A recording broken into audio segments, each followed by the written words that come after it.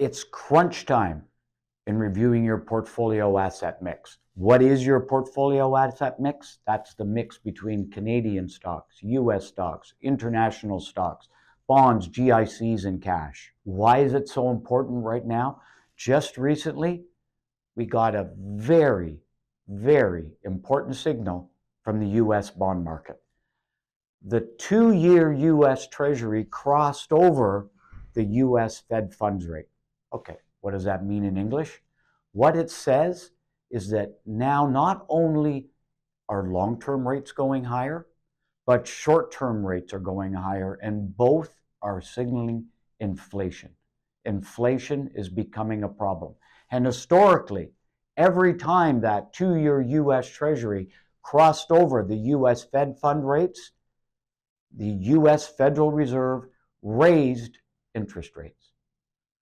We all have a feeling deep inside that higher rates are not going to be good for the economy in the United States or Canada. So it's a reason to be thinking about your exposure to the bond market, to your exposure to risk. Because if something goes wrong in the bond market, it's not going to be good for the stock market either. So are rates going higher in the United States? Well, we just talked about the fact the bond market is signaling something should happen. Rates should go higher. But the leadership in the United States is going to resist higher rates.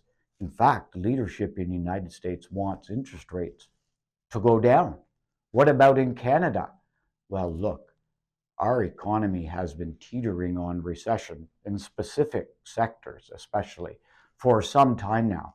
The Bank of Canada has little ability to meaningfully increase rates without causing a full-blown crisis in housing and banking. So there's a lot to think about going on in the bond market. We'll talk in a second about what to do about it. But with all this inflation news, at the same time, there's very good stuff going on in the stock market.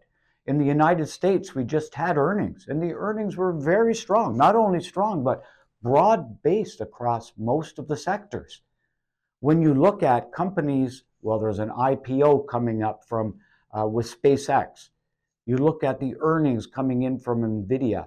There are still mouth-watering returns available in the tech sector in the United States.